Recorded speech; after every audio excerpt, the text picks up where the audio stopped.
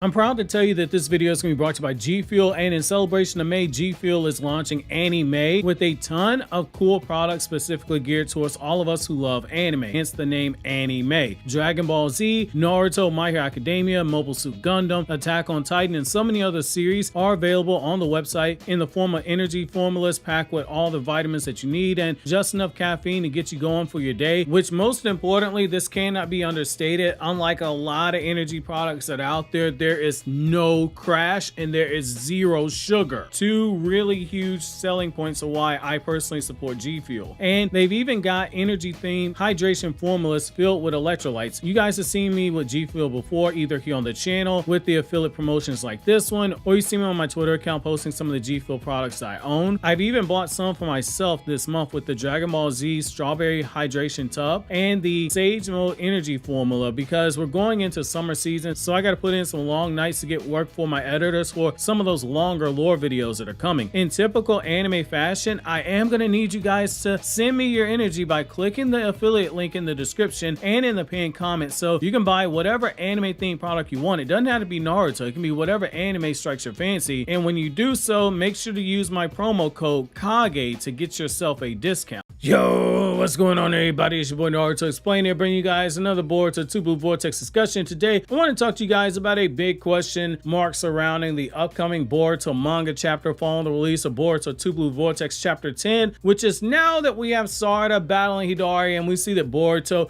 is on the sidelines right now trying to suppress the influence of Momoshiki from taking over his body. I wanted to talk to you all about whether or not we will be seeing Sarada get backup from a rather unlikely candidate, but one who narratively makes a ton of sense, which is the battle of mother and daughter in the form of Sarada and Sakura teaming up. Now, if you've been around for a while, you know that while I don't particularly love the idea of the older cast being sidelined during these current events, outside of Konohamaru being the lone representative of Naruto's generation out there, which Jesus, we scraped the bottom of the barrel there. I would have taken Shino over Konohamaru. I did say I understood the narrative reasoning behind it, and if push came to shove, and if I was an editor for this story, I would have made a similar suggestion, just because with Boruto getting the second highest number of pages consistently in V-Jump magazine allotted to it, and being second behind Dragon Ball Super in sales and page count per issue for V-Jump magazine, I get not wanting to slow down the pacing to throw in some of the older casts or a panel here or there during these different invasions that have taken place, particularly when Rock Lee, on top of being Power Cliff out of relevancy, he's also busy somewhere holding on to that wig of his. It just didn't make a lot of sense to have him there. However, where I do believe this is a room to make exception for this right here with Sakura, because for once there's a natural position to have her here in the story that doesn't feel like it's forced. The same way that Shikamaru's role is a strategy right now, it makes the most sense. You have Ino serving for communications, and you have Sai with the info gathering and the surveillance. Those are all fitting roles for each character to show in a limited capacity, and that's what they've been, and it feels natural, and it's just enough to not bog down the story. That brings us to Sakura, the natural lane for her right there to pull up. It's there to be used, and it's there to build on a few story points that were already previously established in the manga timeline. While you guys know that I don't particularly believe we're gonna see Sakura on the battlefield, I think out of the new gen characters, she is the one who has the most narratively to pay off everything there, and it not feel like it's gonna be cheap fan service. Again, like I said, Kiba showed up and Kiba suddenly landed a hit. That's fan service. When we go back to Naruto Gaiden, the 7th Hokage, and the Scarlet Spring, one of the main story points of that entire volume was the Uchiha family dynamic, which made sense, as Kishimoto said in the author comments for the manga volume, that Sarada was the main character for Naruto chapters 701 to 710, and we know that this was his attempt as a 44-year-old man to try to write a good female protagonist who was 11 years old. It was a challenge for him because he's admitted in the past he was not the best at writing a female cast, in particular when it came to how their emotions were being factored into their character arcs. It's something he said he struggled with when Naruto's manga was weekly. Sakura and Sasuke, they tell Sarada the line that they will always be connected no matter what the circumstances are. because their bond as a family, it just runs that deep. We see Sarada for the first time engage in a high-stakes battle towards the end of that manga volume, stepping up to show her mother that she doesn't need to be protected and that she can take care of herself. And that moment she took out that army of Shin clones that one hit in the manga, both of Sarada's parents, they're grinning from ear to ear, and even Naruto was impressed on the other side of the battlefield. Sarada has come a very long way since that moment, as we all know. Outside of Sarada downplayers, she is no longer the 11-year-old girl who froze up and needed encouragement. She leveled up quite a bit, and when she heard that her father was at the village gate, she rushed forward, despite being told by Boruto what happened to her father and that he was a tree somewhere, taking up an extended hobby of bird watching while watching the cherry blossoms cover the long branch of his tree with the love and affection. The announcement of Sasuke was made to the entire village that he was back inside the village, and as we all saw, members of Team 10, they heard it and they foolishly thought, hey, we can go handle Sasuke, but so too should Sakura have heard it as well. I brought up the whole Sakura trees blossoming for this reason as well. Chapter 36 of Boruto and Sarada Next Generation, which was slightly altered in the anime, it shows us that Sakura is inside of Ino's flower shop and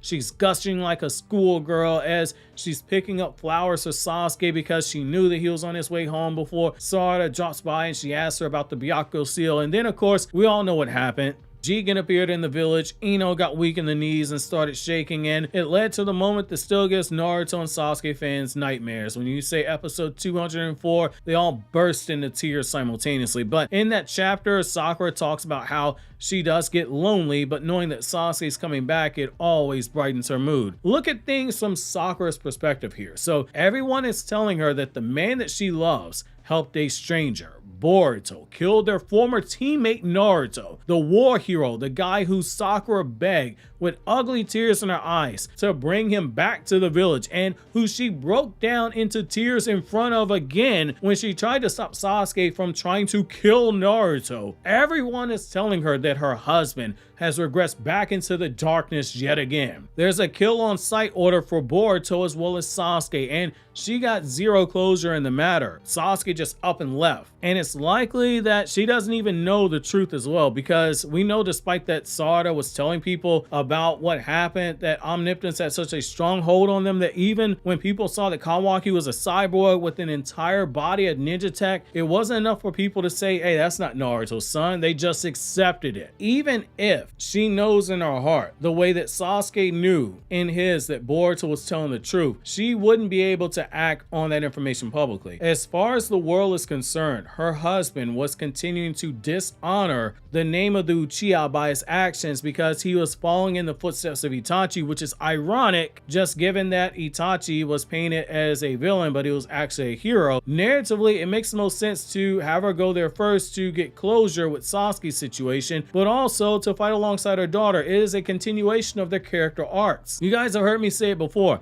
Sakura's not weak, and while it rubbed some people the wrong way because they have it set in their minds that she can't be any stronger than KCM 1 War Naruto, despite us literally being told that she has more chakra than over 1/3 of 6th Pass Chakra Mode Naruto and by Hagoromo's chakra seal, which at the time Naruto was only using 2 shadow clones, so his chakra split evenly 3 ways, which that's crazy strong. That's stronger than KCM 1, that's stronger than KCM 2 Naruto, but it's still weaker than a 10-tailed Jinchuriki. That's more than enough to be able to stand ground next to Sarada in a battle with Hidari, where she's providing the support role, and we know just based off of the extra material that she's added support jutsu in the form of a sealing jutsu that can restrain movements at a higher level than the light stream formation that the academy students use to briefly restrain Kakashi in the anime, and the one that Iruka uses in the manga to restrain Sage Mode Naruto. Between that and the addition of fire release, there's enough there to assist her daughter. She is certainly someone who'd be of more help than Konohamaru, who is running the risk of joining that long line of Sarutobi clan members who die in action protecting the village from a threat, and somewhere his uncle Asuma and his grandpa here is in the tone the gods of the ninja verse that if Konohamaru dies, not to book them at their table in Ninja Heaven, but to go send them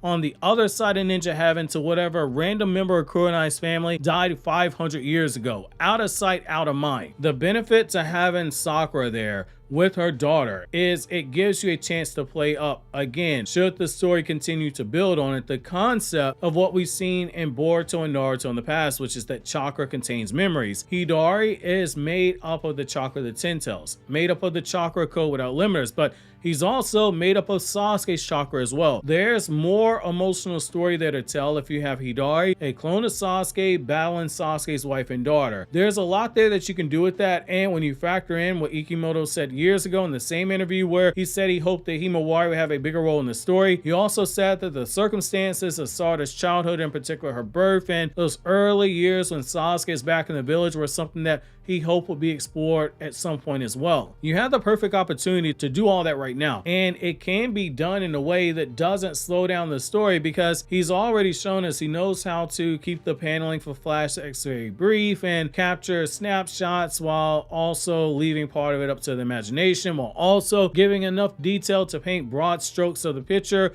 for what happened and not bog down the story. Those attacks on mother and daughter jarring something awake inside of Hidari is something that will be interesting to see, as would Sakura potentially being the one who figures out what Hidari is. Sarada looks as if she was putting the pieces together, and she might have already figured it out but is afraid to say it verbally out loud, because the moment she saw Hidari's movements and his Chidori, her mind went straight to her father. Hopefully this is how the story cooked things up, and if that is the case, I am sincerely excited to see something like that explored here. Again, like I said at the top of the video, if you put a pistol to my head and told me to choose, I'm not too sure we're going to get this, simply because, again, thinking of it as an editor, I think you can accomplish a lot of this here with Sarada right there on the battlefield, but this is one of those moments where it just feels like this is the moment you pull the trigger on this if you're going to use Sakura. Similar to how Minato being the one who helped save Naruto from the Ten Tails Bijudama, he was the one who saved him. It had to be in that moment that Minato arrived via the flashbacks we had previously seen, where on 3 different occasions he arrived a little bit too late to save those who he cared about. Just as Minato needed to be the one to save Naruto here and not say Hashirama or Hiruzen, this battle of Sarada versus Hidari feels like it needs Sakura here as badly as I suggest clicking this video on the left for my new Kryptonian Saiyan video, or clicking here on the right for this Naruto Explained video that YouTube is suggesting.